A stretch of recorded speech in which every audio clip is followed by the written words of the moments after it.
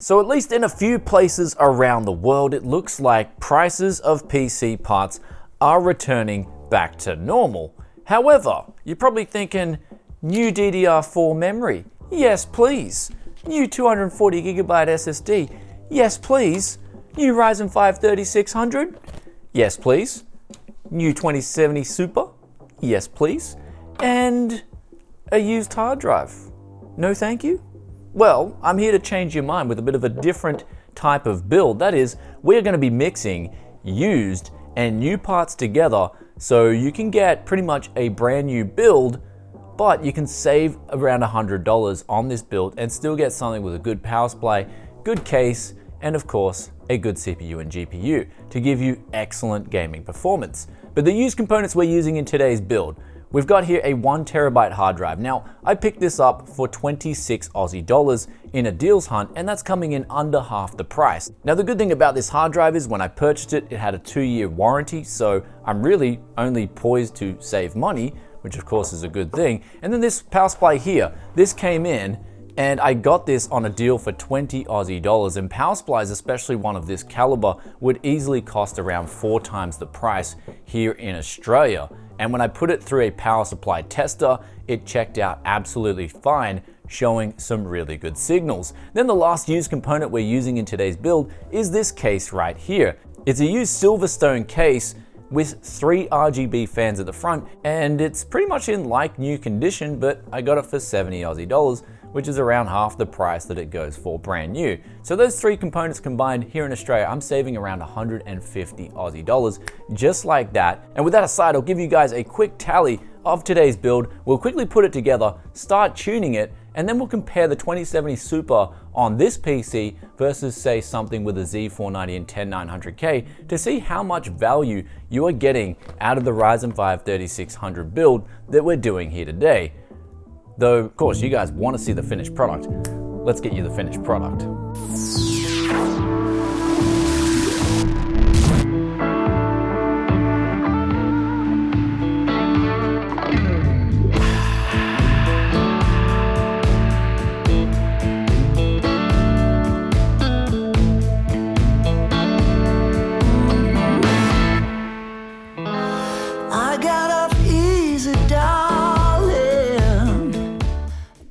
Yeah, that's right. You tell me in the comments that them soldering skills haven't improved since the last time we met.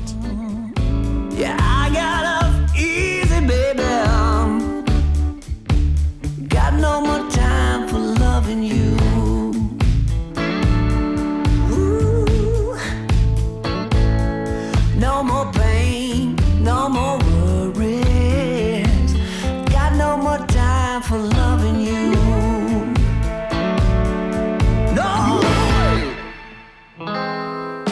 And now we're here with the finished product, the tech yes soldering skills. You guys have been critiquing me previously, but them skills are getting better and better by the day. I mean, if I didn't fall asleep at school when they had soldering classes, I might have not had to learn in my older days, but hey, that aside, this case right here, we had the problem of the person who sold it to me didn't include the connector going into the LED controller, so yeah, that's where the soldering came into place, where I had to make my own wire and then connect it directly from the power supply. But that aside, everything now is working absolutely fine. We've got this PC booting up. We can change the colors of the build by just clicking the LED button. And besides that, I mean, the build looks like it's got good airflow. It's a huge case, bigger than I expected, and all for 70 Aussie dollars. I think this thing retailed at 200 Aussie dollars. So Silverstone, where have you been my whole life? Well, actually since 2016, because that's when this case was released. I don't know if it's for sale anymore, but again, when you're dealing with used parts, that's one of the beauties of dealing with the used market, is you come into some of these things like this that are really cool, and they're cool because they're not just really good price performance, but they're also just an absolute looker in terms of putting your build together. Anyway, enough rambling aside, we're gonna finally tune this PC up and then run some games. Wow. Oh. Wow. Oh, what? Oh, what? What?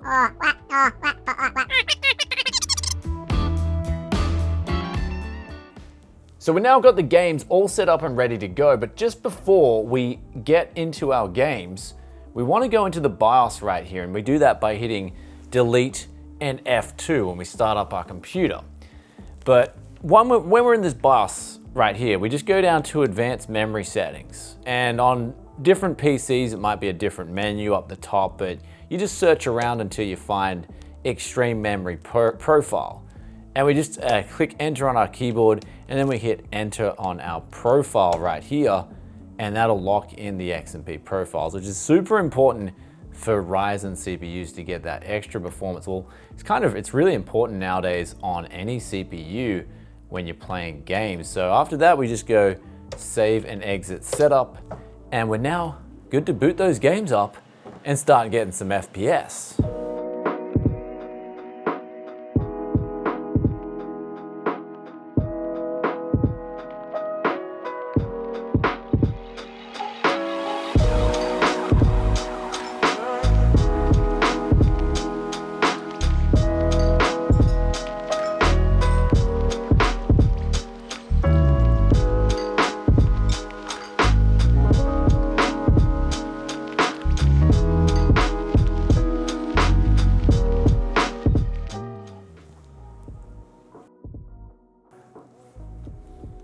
A rude interruption. So we're just finishing up the final benchmark on this PC right here. And what I'm doing is I'm testing the GPU temperatures with the side panel on versus off. That's going to tell us how good the airflow is on this Silverstone secondhand case that we picked up right here. But so far the FPS is looking incredible. I mean, this is while we're playing a game. The noise is extremely low, and we're getting over 140 FPS. It's about 150 in 1080p Warzone at high settings. We got that also similar numbers in Tom Clancy's Division 2, where we're getting 144 FPS at high settings. And we also got 118 average FPS in Shadow of the Tomb Raider high. So this thing is geared up towards high settings, high refresh rate gaming, and I've actually got to quickly move now to get in the gas zone so I don't lose the round, because I want to do a full round so I can test the GPU temperatures. And it's like, oh, hey, how you doing there? I'm untouchable. But yeah, continuing on, but what we can see here is oh, that's a rude interruption. So what we can see here with this case is that it's keeping the temperatures on the GPU below 70 degrees, which when the GPU's at 100%, under 100 degrees, that is really nice. So the case is doing its good job, but also the cooler on this RTX 2070 Super is also pretty good as well. I don't get a chance.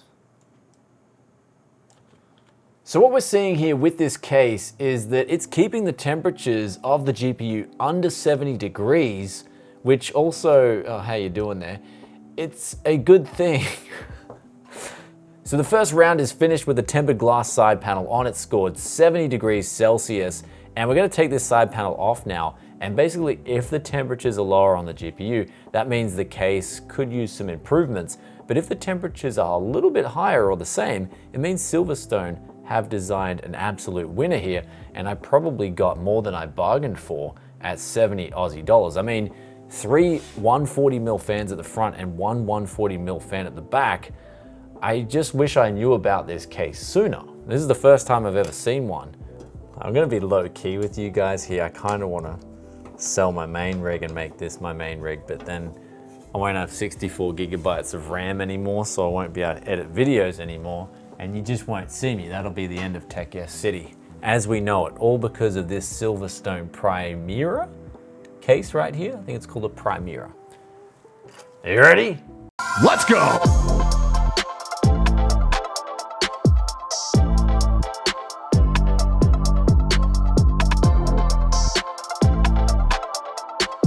You ready? Let's.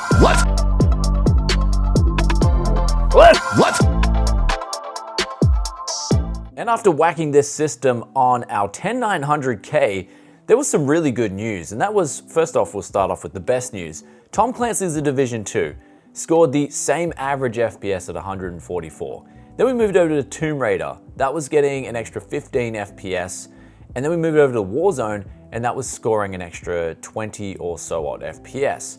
And here's the thing, the Ryzen 5 3600 can be had for under $200, comes with a cooler, and then we use this on a budget entry-level B450 motherboard with some budget 3000 megahertz memory. Now keep in mind, I did use the same memory on the 10900K, and the power consumption was the same at around 330 watts.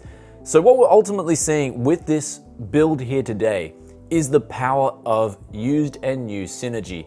And so what I'm predicting, and this is probably the start of a trend here at Tech Yes City for what I'm gonna be doing going forward, and that is I'm gonna be mixing a lot of used and new parts together, because I feel like the prices of new components, especially CPUs for example, are coming down to really good price points. And with GPUs, you may not want to go out and build something like this, where you've got the RTX 3000 series coming up very soon. But that being said, if you can pick up a 2070 Super or 2060 Super at a really good price on sale, which in Australia, these cards are going on sale with eBay's 20% off. So if you can get really good deals on the new stuff, don't be afraid to look around in the used market where there's just gonna be awesome deals to be had, because I've found recently there's a lot of used PCs coming up for sale.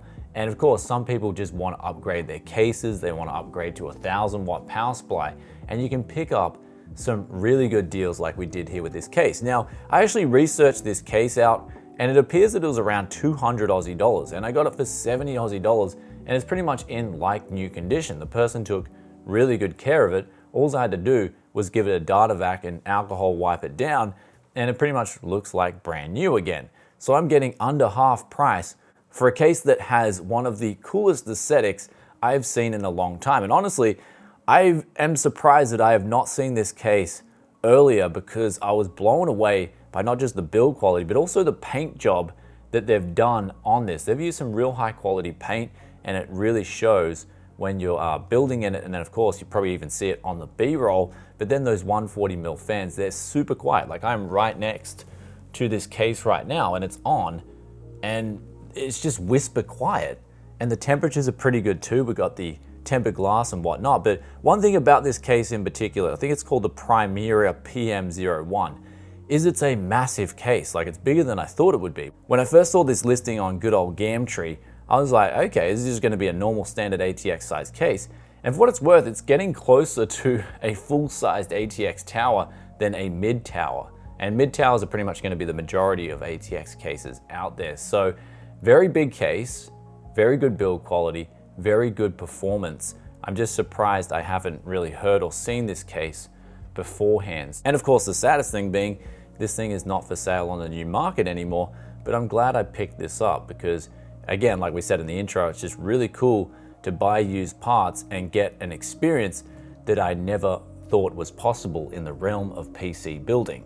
Ultimately, when it comes down to it, if you're in the market for a new PC, don't be afraid to go with some used components, especially if you just quickly check on your local listing site, whether it's Gumtree or Craigslist or something like that, and you see a bargain pop up, especially for something like a case where you can go out, check it out. If it looks good, then you can purchase it. With a power supply though, I will say, do be pretty careful and definitely get proof of, say, a hard drive as well. Get proof of those parts working before you purchase them, because if anything, I don't want you guys out there in the audience to get hosed. And I've been hosed in the past before, actually quite a few times, and it's one of the worst feelings ever. And the sad thing is, even nowadays, you can get hosed on new parts, so you've got to be careful with that too. So I'll put a link to a video up here about what to be careful of when buying used and new parts. And with that aside, I hope you guys enjoyed today's video. If you did, then be sure to hit that like button for us. Also, if you want some links to some of the stuff we've used in today's video, then I'll put some links in the description below. And with that aside, do let us know in the comment section below what you think of this big Silverstone Primera case right here. Anyway, we've got here the question of the day, which comes from Phone Toys TV, and they ask, "Sir, can I install the Wraith Prism on my Ryzen 3200G OC? Any suggestion?" And the answer to that is certainly yes. If you've got a Wraith Prism, it's an AM4 mount. The 3200G is an AM4 socket CPU or APU. and you can mount that in the socket and put the AM4 cooler on. So basically any CPU or APU that fits AM4, you can use an AM4 cooler for it. So compatibility is definitely there. In terms of overclocking the 3200G, the Wraith Prism will do an absolutely fine job. It's actually suited for even the likes of a 3900X 12 core, so getting the most out of your 3200G on a Wraith Prism should be no problems. Hope that answers that question, and if you guys have stayed this far and you're enjoying that content and you want to see it the moment it drops, be sure to hit that sub button, ring that bell, and I'll catch you in another tech video very soon. Peace out for now. Bye.